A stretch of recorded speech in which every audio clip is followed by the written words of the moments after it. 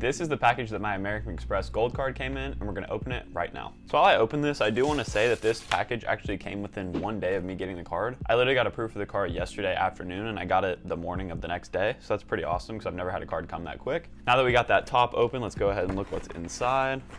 It looks like now we got another envelope to open, so let's go ahead and get that started. Alrighty, now I'm gonna go ahead and pull the paperwork out. Let's go ahead and look at some of this and see what's on it. So I'm gonna start from the back of the envelope with the more boring information. And it looks like the first thing I got is the summary of the additional benefits, as you can see here. It looks like this page basically just outlines all of my benefits that I get with the card. It looks like it covers my travel-related benefits and my retail-related benefits, which is pretty cool. Next, I have my Cardmember Agreement, as you can see here.